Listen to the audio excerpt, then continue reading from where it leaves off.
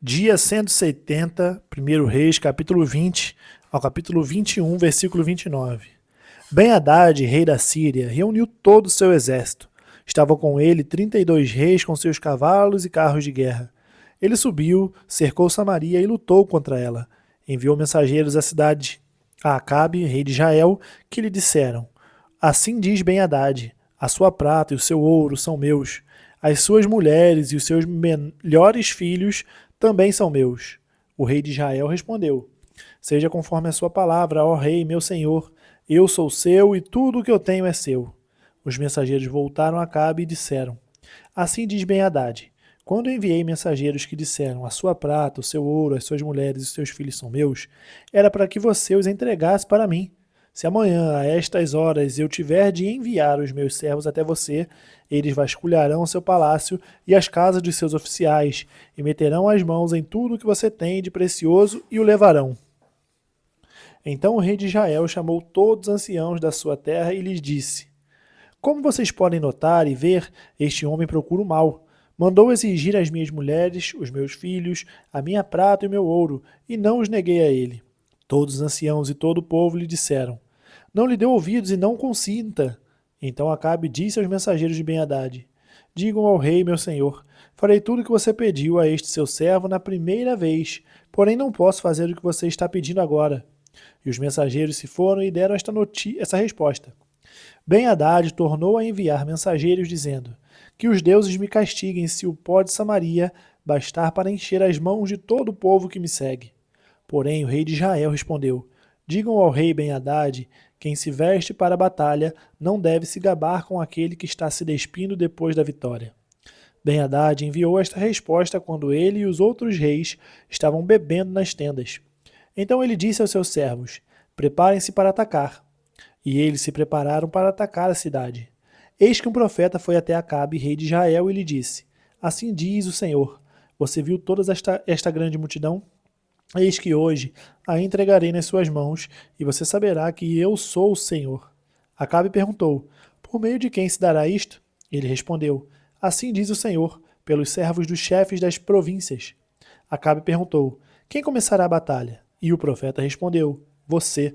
Então Acabe contou os servos dos chefes das províncias, e eram 232. Depois contou todo o povo, todos os filhos de Israel, e eram 7.000.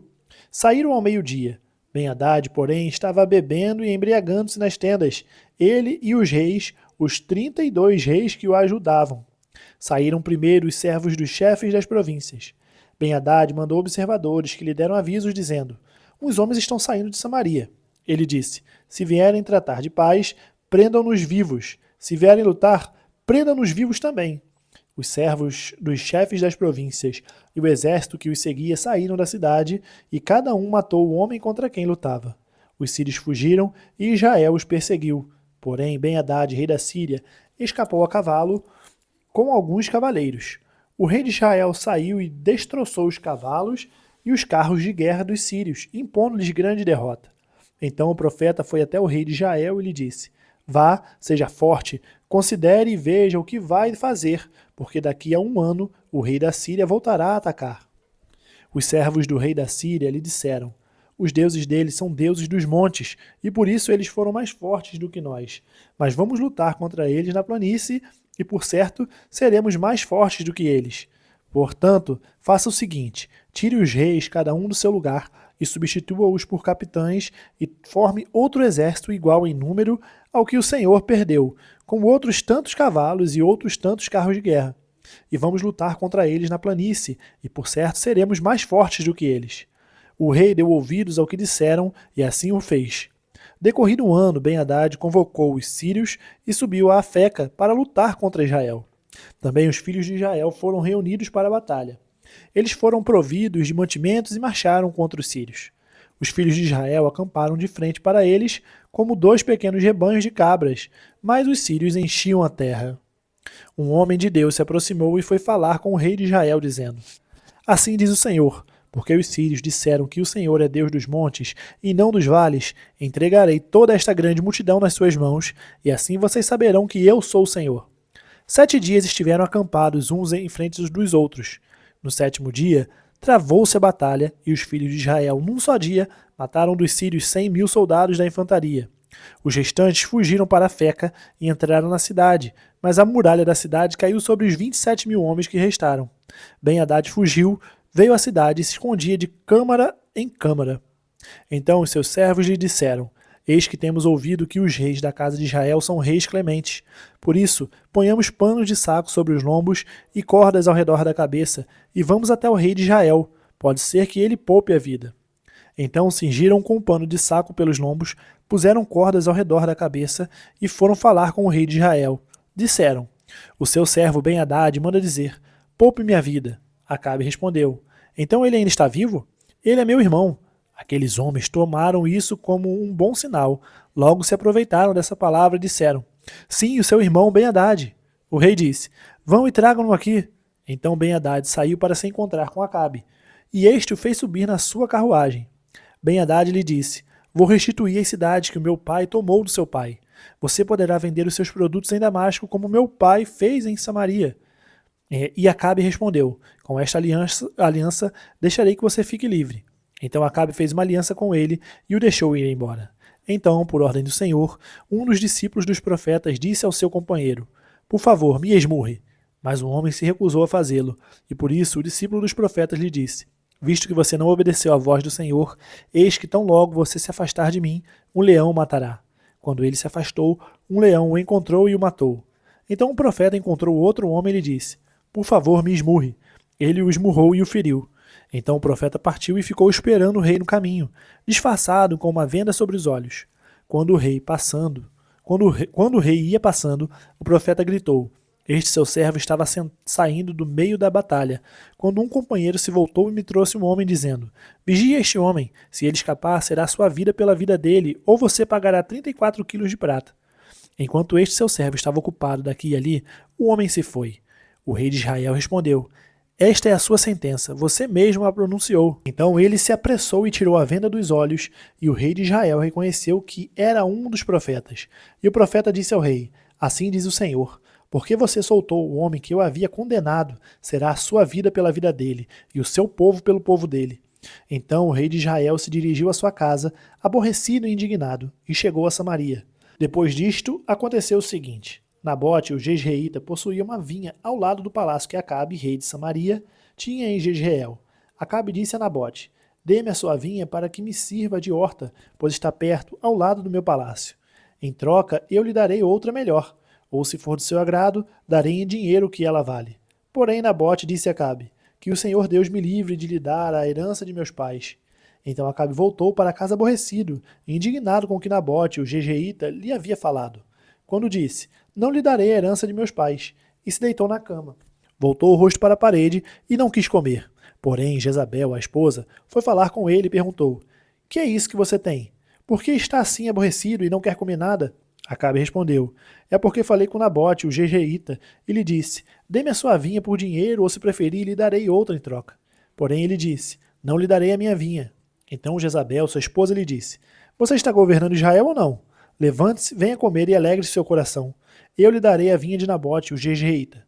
Então Jezabel escreveu cartas em nome de Acabe, selou-as com o sinete dele e as enviou aos anciãos e aos nobres que moravam com Nabote na casa dele.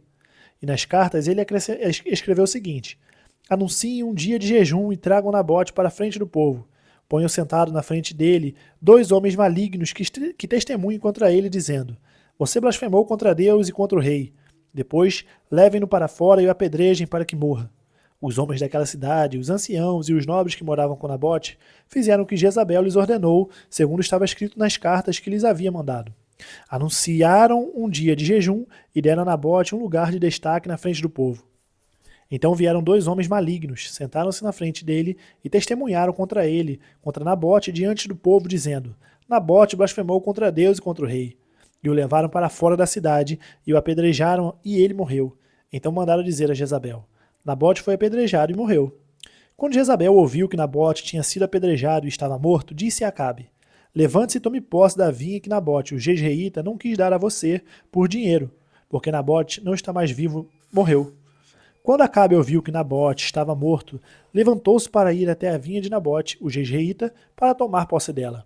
Então a palavra do Senhor veio a Elias, o tesbita, dizendo: Levante-se, vá encontrar-se com Acabe, rei de Israel, que mora em Samaria. Eis que ele está na vinha de Nabote, onde foi para tomar posse dela. Fale com ele, dizendo: Assim diz o Senhor, você matou e ainda por cima tomou a herança? Fale também o seguinte: Assim diz o Senhor, no mesmo lugar onde os cães lamberam o sangue de Nabote, cães lamberão o seu sangue. Sim, o seu sangue. Acabe perguntou a Elias: Então, meu inimigo, você já me achou? Elias respondeu: Achei sim, porque você já se vendeu para fazer o que é mal aos olhos do Senhor. Eis que trarei o mal sobre você, arrancarei a sua posteridade e exterminarei de Acabe todos do sexo masculino, quer escravo, quer livre, em Israel.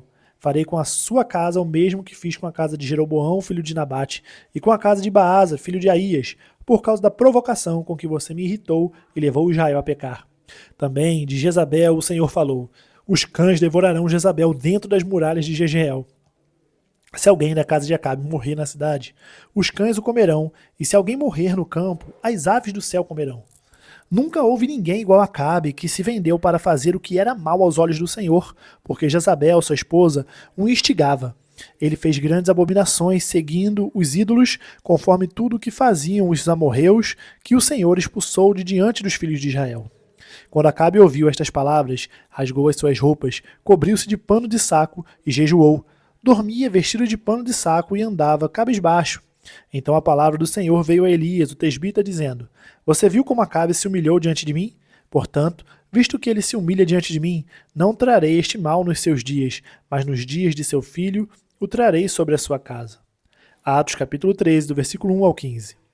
Havia na igreja de Antioquia profetas e mestres: Barnabé, Simão, chamado Níger, Lúcio de Cirene, Manaém, que tinha sido criado com Herodes, o tetrarca, e Saulo. Enquanto eles estavam adorando o Senhor e jejuando, o Espírito Santo disse: Separem-me agora, Barnabé e Saulo, para a obra que os tenho chamado. Então, jejuando e orando e impondo as mãos sobre eles, o despediram. Barnabé e Saulo, enviados pelo Espírito Santo, foram até Seleucia e dali navegaram até Chipre. Quando chegaram a Salamina, começaram a anunciar a palavra de Deus nas sinagogas judaicas. Tinham também João como auxiliar. Havendo atravessado toda a ilha até Pafos, encontraram certo judeu de nome Bar-Jesus, que praticava magia e era falso profeta. Ele estava com o procônsul Sérgio Paulo, que era um homem inteligente. O procônsul, tendo chamado Barnabé e Saulo, desejava ouvir a palavra de Deus. Porém o mago Elimas, e é assim que se traduz o nome dele, se opunha a eles, procurando afastar da fé o procônsul. Mas Saulo, também chamado Paulo, cheio do Espírito Santo, olhando firmemente para Elimas, disse: Ó filho do diabo, cheio de todo engano e de toda a maldade, inimigo de toda a justiça, por que você não deixa de perverter os retos caminhos do Senhor? Eis que agora a mão do Senhor está contra você, e você ficará cego, não vendo o sol por algum tempo. No mesmo instante caiu sobre ele névoa e escuridão, e andando em círculos, procurava quem o guiasse pela mão. Então o procônsul, vendo o que havia acontecido, creu maravilhado com a doutrina do Senhor. E navegando de Pafos, Paulo e seus companheiros viajaram a Perge da Panfilha. João, porém, deixou-os, voltando para Jerusalém. Mas eles, saindo de Perge, chegaram a Antioquia, na Psídia, no sábado. Entraram na sinagoga e sentaram-se. Depois da leitura da lei e dos profetas, os chefes da sinagoga mandaram dizer-lhes: Irmãos, se vocês têm alguma palavra de consolo para o povo, falem. Salmos capítulo 137, do versículo 1 ao 9. Às margens dos rios da Babilônia, nós nos assentávamos e chorávamos, lembrando-nos de Sião. Nos salgueiros que lá havia, pendurávamos as nossas harpas, pois aqueles que nos levaram cativos nos pediam canções, e os nossos opressores queriam que fôssemos alegres, dizendo: Cantem para nós um dos cânticos de Sião. Mas como poderíamos entoar um cântico ao Senhor em terra estranha? Se eu me esquecer de você, ó Jerusalém, que a minha mão direita se resseque, que a minha língua fique colada ao céu da boca, se eu não me lembrar de você, se eu não preferir Jerusalém a minha maior alegria. Contra os filhos de Edom, lembra-te, Senhor, do dia em que Jerusalém foi tomada, pois diziam: arrasem, arrasem Jerusalém até os seus alicerces. filha da Babilônia, você será destruída. Feliz aquele que retribuir o mal que você nos fez. Feliz aquele que pegar os seus filhos e esmagá-los contra a pedra. Provérbios capítulo 17, versículo 16. De que serviria o dinheiro na mão do tolo para comprar a sabedoria se ele não tem entendimento? Terminamos o dia 170, nós nos vemos amanhã no dia 171. Até mais.